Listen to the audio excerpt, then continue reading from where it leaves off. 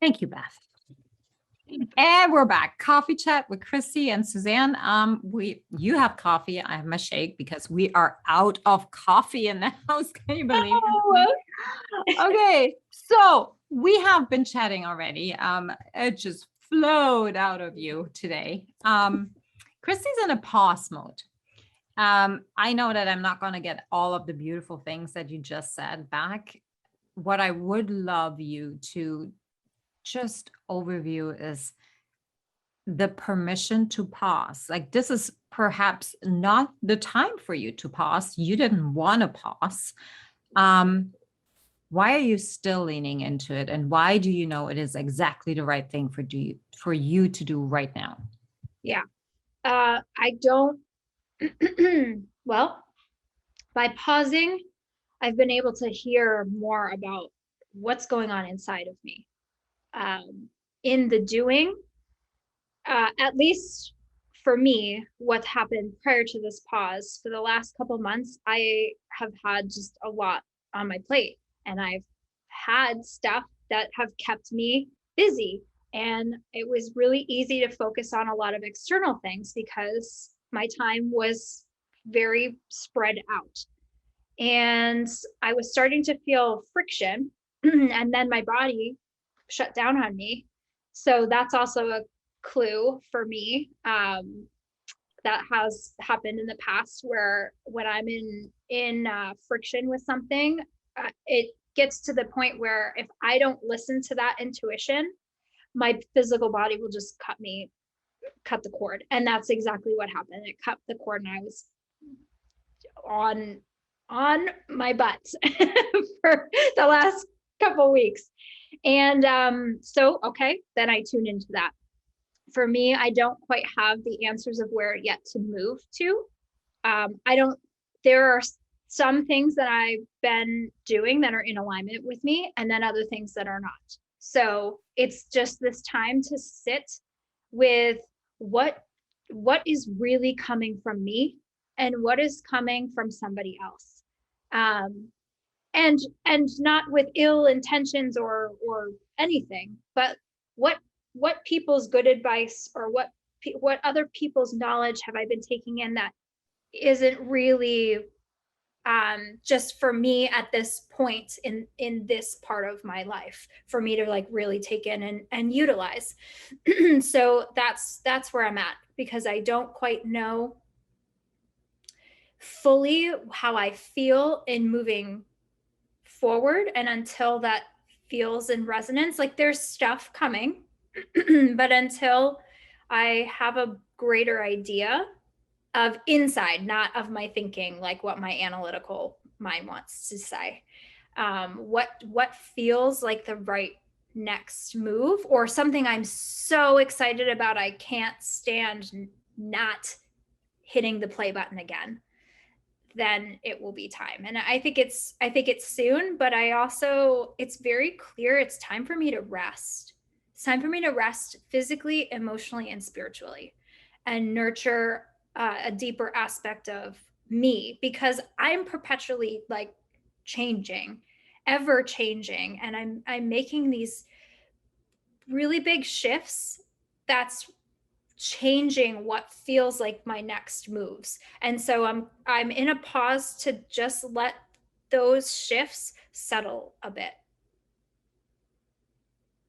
Nice. Yeah. And that's hard.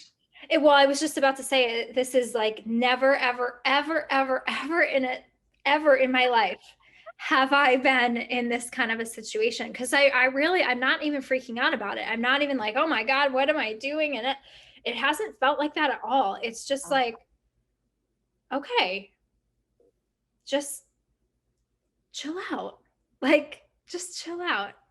What do you want? You want to take like, I had baths these last like couple weeks. I haven't taken a bath in like, I think would be safe to say like years for me, because I don't allow myself to do that.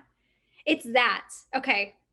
This just came up. It's the biggest thing to pause and try to work its way out of my programming system is that every single thing I do has to be for productivity. I have that perpetual program. I've had it literally since I was little. Like, I would give myself projects and to-do lists when I was like single digits still. Very strange. That's been my operating system. And I have always perpetually needed to achieve to justify my existence. Because what I've learned in the last few months is like, I just never fit in. And I never felt like I was like anybody else when I was really little. And so what I did was do everything in my power to achieve and to build myself into something that was recognizable to everybody around me. So I got acknowledged. And it's real, that's what I'm saying. Like, some of these shifts have been like monumentally deep and have shed so much heaviness of me. That's so beautiful that it's really, now it's like the navigation of what to do is there's a lot of depth to it that wasn't there a few months ago. And so it's really just making everything radically change for me. Well, that's beautiful, isn't it? Like, I think it is. And sadly, not many people are actually aware of that and then capable to just lean into that.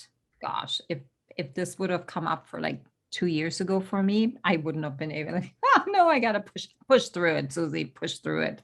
Mm-hmm. Yeah.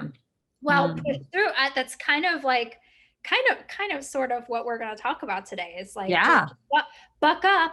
It's okay that you don't feel good, but just basically what we're told is ignore it, and tomorrow's another day, like, and not deal with it.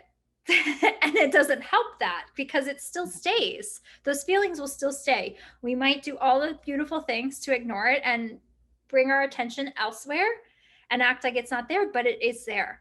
And it's that's where I'm at, is I'm ready to address everything. When some kind of crap comes up, I don't push it away anymore. I go, what is this? Like, what is going on? Which is why I'm able to take the pause right now, because I'm like, nope, we're going to work through this, because this cycle will not come up 2 years from now. I will not be in a particular same situation in 2 years because I didn't deal with it. No, doing it now. So that's where I'm at. taking messy actions, you know? Yeah. Yeah. How's your week? So it's just very interesting. The whole conversation that we've had over the past 2-3 weeks where we do without taking the time to assess what that feels like. Is that feeling serving us? Is that bringing the best out of us? Or is this actually something that we enjoy feeling? So for me, as of like Wednesday, I was tuckered out, completely tuckered out. I felt I just need to sleep, and I pushed through it. I did not take the time until my husband turned to me and was like, you don't look so good. Like, what's going on? What are you doing? And I'm like, oh, we still have a lot of work to do, which is okay. I'm gonna go and figure this one out. And I'm having a hangover of growth and expectations of myself. Oh, wow. So with building Rise Media and the expectation that I think everybody else has, the due date, letting that into my consciousness, that's what I'm feeling. And so every morning on a treadmill, I'm letting go a little bit more of that expectation, letting go of the need to be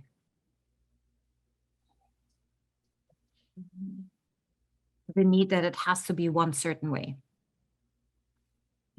So let's just take, and I'm going to open this book, and this may not talk to you, but maybe we can also relate it before we come into the topic, which is today.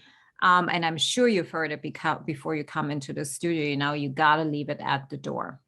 And it does not only apply for performing artists, it applies to all of us as human beings.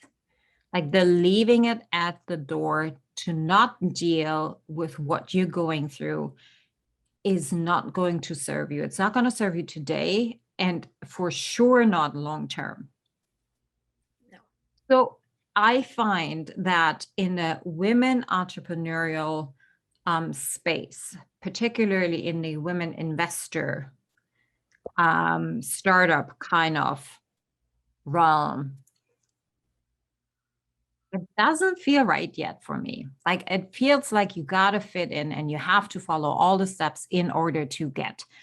And I'm like, no, like it might just be that way. And success leaves clues. And if other people have done it this way and they found success, then why can't I do it this way? Because it doesn't feel right to me. And giving myself the permission to find my own way, and even if it may take longer than I want to, and maybe even blaze a trail for others that feel exactly like me, making those, giving us permission to, you know what, you don't want to go A, B, all the way to Z in order to have a startup. Okay, what other ways are there? And here we are again, the ability to ask different questions, the ability to say, okay, it doesn't work this way. What other ways are there? And there are so many people so quickly to say, oh, there is no other way. And that is in dance, that is in performing arts in any way. It's in business, it's in entrepreneurship, it's everywhere. There is no other way. No, I don't agree. And it's finding that new way. It's like, what does it look like for me to have a startup? What does it look like to me in building something so sustainable, so new, something that can rattle everything that we have been doing in the performing arts, and really leaning into and giving myself the permission to build the living bleep out of it is super powerful and also exhausting. Yeah. And I'm on that, oh, I'm growing again. I can feel it. There's a, boy, it's heavy. I'm tired. I could sleep like 12 hours a day. I want to eat every piece of chocolate that I can find. I will steal it from somebody. And no matter what I do, in terms of self-care, it's just, okay, we're just gonna get through this. It's going to feel easier again. It's okay. Yeah. So We are not in this exact same situation. yeah, but like yeah. we're feeling the same things of just, no, it's got to feel right for us. Mhm. If we're the creator of something and we are meant to put our heart into what we're creating, it's got to come from us. Even if there's a specialist, even if there's a professional, even if I'm at the point where I just quite frankly don't care. Like, like I will commend those people for having success in that certain way, but if it doesn't feel right for me, then it's not right for me to do it. Because there will always be perpetual energy in what we're doing if we listen to somebody else when it doesn't feel right for us. There will be a conflict in what we create. And this is such a beautiful segue to our topic today, because I don't know how many times we have heard it. When I was training, when you were training, when everybody that I have had conversations over the past year was training, if you want to be successful, you have to leave it at the door. And I don't agree. I mean, you can, let's take this apart. Why are we actually saying that? Because we want everybody to be present. We want them to be there and have the ability to forget their feelings and be on and productive and have a good attitude and be involved. Okay. what we're doing, we're teaching ourselves to be not authentic and not showing up as us, how we feel. We're teaching ourselves not to lean in to what we're actually feeling, which then we don't even know what it feels to feel pain or disappointment or a broken heart or anything like that. And then how are we going to recreate it on stage? Mm-hmm. When Giselle goes mad and we are heartbroken that she has died. Like, how are you going to do that if you don't know what it feels like? If you taught yourself to just push every other emotion but happiness down the pipe, right? Yeah. Yeah. So don't leave it at the door. No. And you know, as you were speaking about it in detail, like I'm reflecting on when I was choreographing and teaching, and that was my motto. Don't you come in here with a sour face, or don't you come in here with that energy into my room.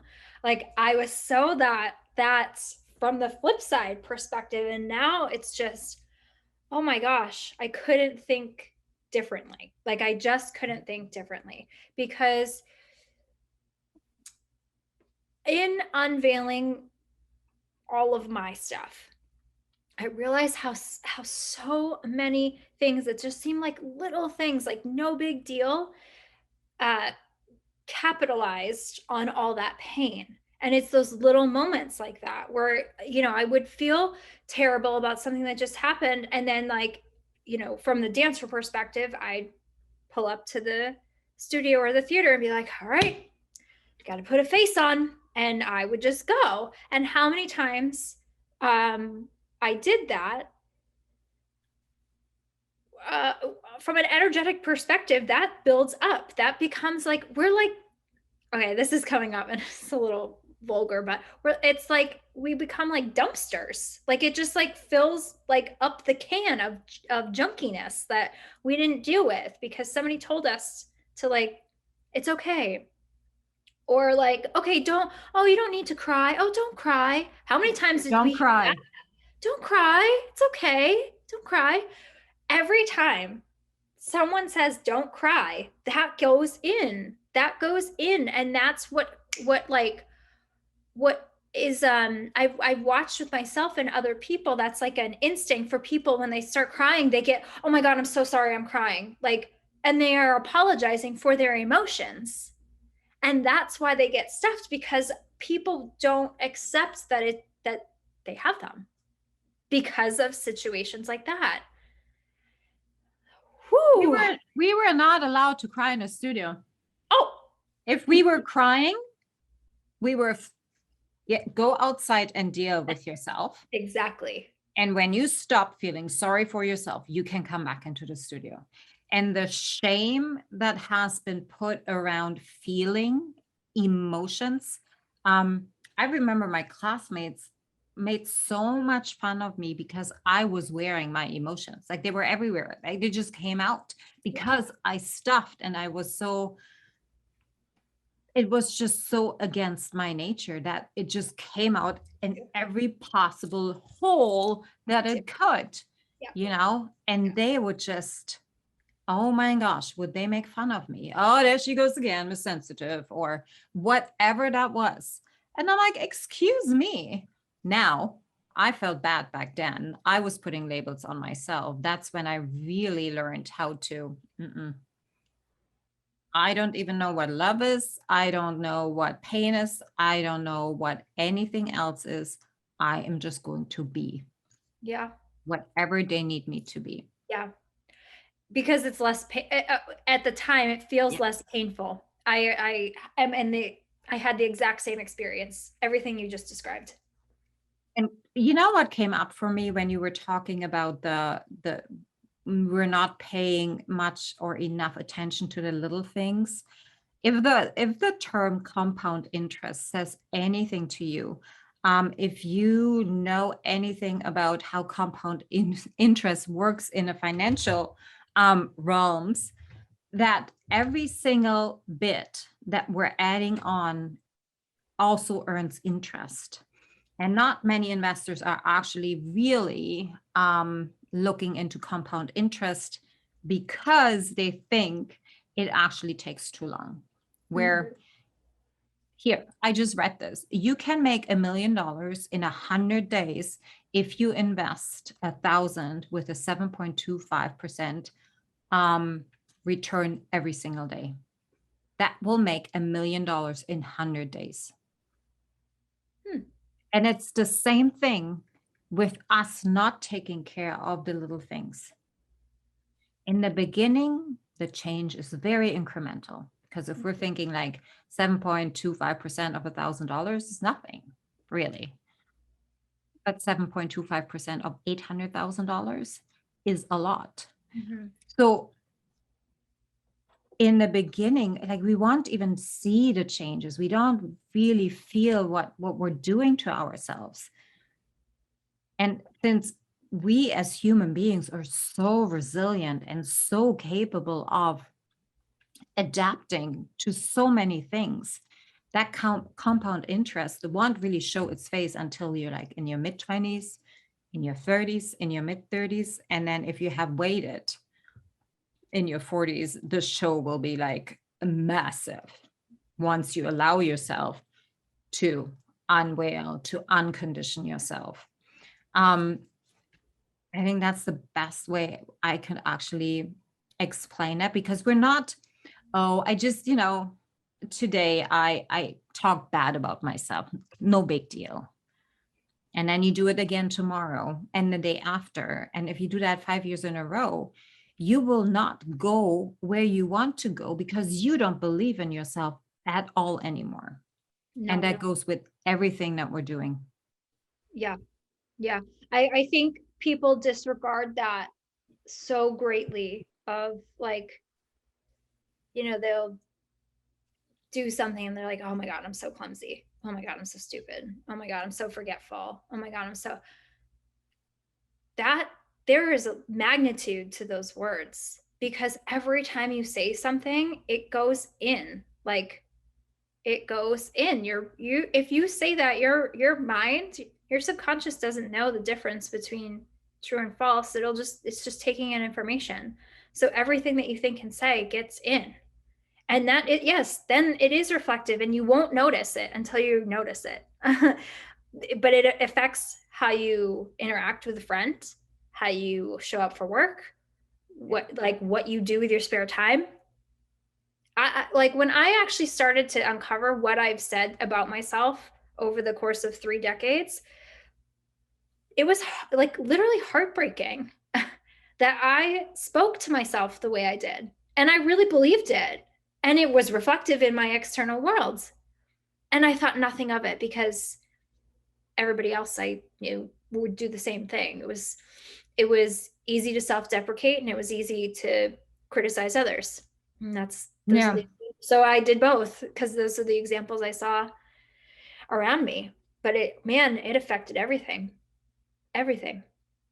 And that truly happens when we don't allow ourselves to actually go within and feel and understand that you don't have to be somebody else in the studio. You do not have to put a show on. You do not have to alter your ego or who you are, because that is so exhausting, because you're fighting against yourself. Yeah. And that is such a hard fight, I would say. Actually, yeah, it is a fight. It's such a hard fight to fight, and it doesn't get you anywhere. It is absolutely wasted energy. So the next time you hear leave it at the door, I'd say no, because it's me. I am sad today. Yeah. And I like to be sad and still do my plies and my tongues. I'd like to be sad and like cry it all out while I listen to the music. And once this has like emotions, that's energy in motion. It has to flow through us. If it gets stuck somewhere, it's going to cause pain in every possible way. Yeah. Yeah. and it just won't get addressed. Like, and I think the biggest thing that's coming up is the acceptance of having the emotions, like the acceptance of when something happens to you that makes you mad or sad or whatever, that's your experience, and it's okay to feel that way, but you got to really feel it. Because if you try to just dismiss it when it comes up, like it's not, like it doesn't bother you, when it clearly does, because it came up, and you can just feel like work through it and hit a pillow or scream in an alley or go cry somewhere in the bathroom and really cry and let yourself cry and feel it and get it out, then it doesn't fester. Yeah. Otherwise, if it's something where, like you said,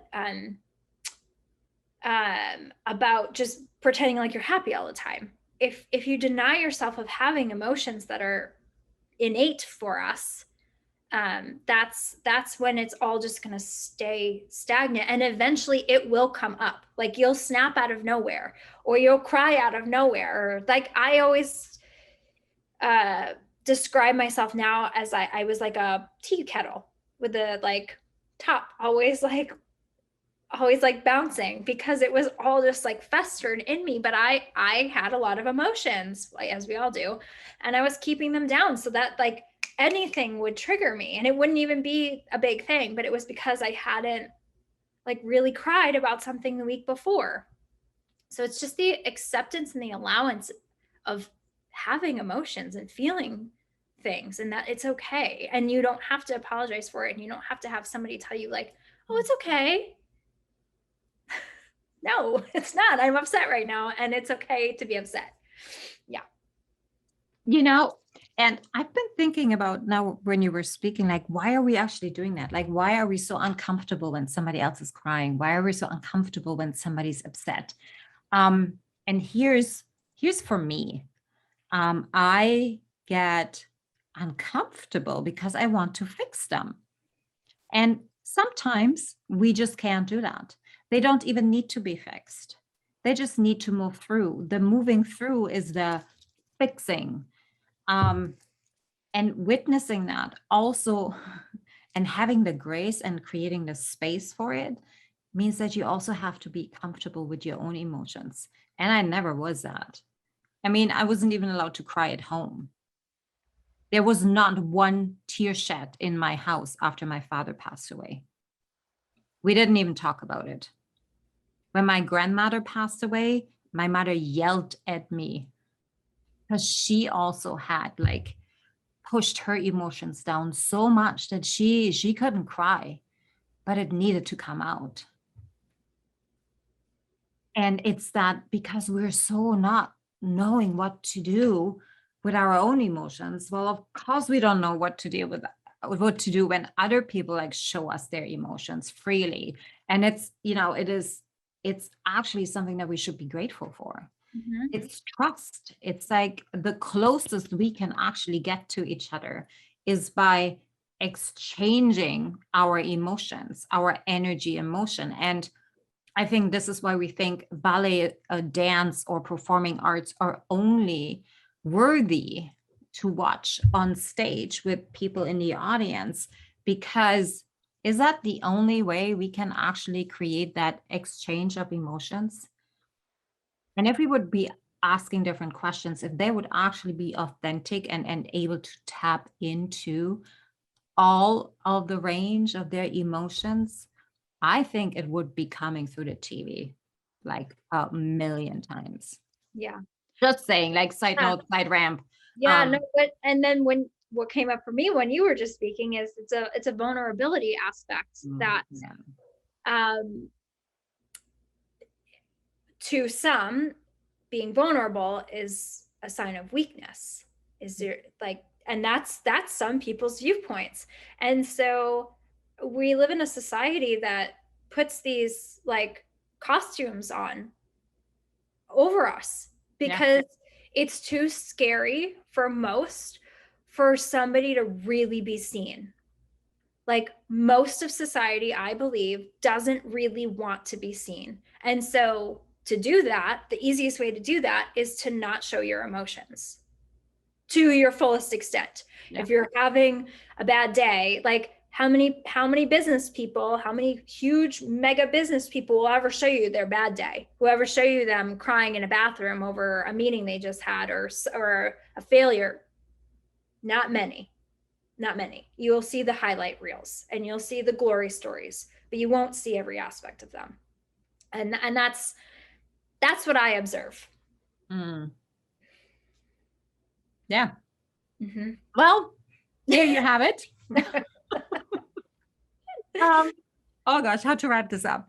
I think what is really important for you and I to really get across is that the importance to ask different questions. Like, is this actually true? And how does it make you feel? Like, how does it make you feel when your teacher or your director or whoever tells you, no, Lovey, you got to leave it at the door. If you want to have success over here, you got to leave whatever you are, all of it at the door and just be who we need you to be. And really truly ask yourself the question, are you okay with that? Like, are you really okay with that? Or are you just going to negotiate with yourself for the rest of your life to step into, can I actually, and where can I pivot and how can I make that work? Like, as soon as we start negotiating with ourselves, we know something is off. Mm-hmm. So don't negotiate with yourself. Don't negotiate with yourself to be who you are. Like, go, let him go. You should be crying. If somebody gets uncomfortable around you, if you're crying, it has nothing to do with you and you showing your emotions, and everything to do with that other person not being able. They perhaps are jealous too. You know, you never know. So, but how do we deal with that? Like, the teacher is telling us one thing, the expectation is here in order for me to, have the job, and then not to do it. Like, what does that look like? And I have a very short answer for you. You decide not to. You decide for yourself not to follow, and do you anyways. I'll dare you. See, put that jacket on, see how big it is, see how much of you actually fits in there and how quickly you are actually going to grow into it, and how much brighter you are going to shine on stage and in the studio and everywhere else you want to shine. That's it. That's all I got. I love it. I love it. And that is truly, I guess what's coming up is I made a pact with myself, but this year in 2021 to do exactly what you just said, to be okay if I'm doing something that is outside of what everybody else is doing or what I'm seeing everybody else do. And regardless of what I'm told to do, if it doesn't feel right for me. And I think that has really allowed me to dive deeper in the depths of myself and how I want to show up, and finding more peace, and finding more humility and grace with myself, because I decided that it's okay. And it's okay if that upsets somebody else, if it's what's right for me. So I think what you just said was absolutely beautiful. This is just came in for me, is that we adequate, or we equal emotions with inability to do a job, or we equal emotions with weakness. And that is not the truth. It has never been the truth. We made it our truth for so many decades, and we made it the truth to be in the performing arts. And you can be sad and still be productive. You can be angry and still work on your artistry or on remembering steps or remembering music or feeling the music and interpreting with your body, you can be disappointed and crying your soul out and still have the highest extension. Yeah. Yeah. It might be, there might be aspects that are better for you actually feeling through the movement. I was a robot when I danced. And I think if I had not pushed anger or sadness on some days away, when I stepped in the studio, I actually think that would have been a beautiful way to therapeutically work through it, is to put it in my movement, is to use that energy behind whatever I was working on. So use it. Yeah. Magic might happen in the studio.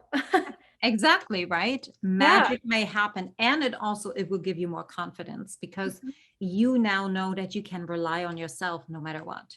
No matter where you are at, you can always tap into your very best version of yourself. Yeah. Something else that came up with what came in when you were talking is that by us denying ourselves living through the emotion, we default to sitting in a dressing room and talking bad about all the other things that are, that we think we can control, but are really out of our control. It's in hurting ourselves physically and emotionally by looking for relationships that abuse us, by thinking that if we don't eat, this is something that we can control, by, I don't know, drinking, numbing. Yeah, everything. Toxic behaviors. Yeah, toxic behaviors. And that can even be overworking. For sure. We don't see that as something that is actually toxic, but boy, is it ever toxic to your body, because you're not allowing yourself to heal, reset. There's so many sleep studies out there that show how important it is for us to rest. And as high performers, good Lord, you should not be allowed or train as a high performer if you have not trained yet in knowing what it means and the importance of rest. Like that's my opinion. You can think whatever you want to, but darn, you're not setting yourself up for success if you're only an expert in one area. You got to be expert on the other side too. Yeah. Or hire somebody who's an expert in that and helps you and tells you what to do. Yeah.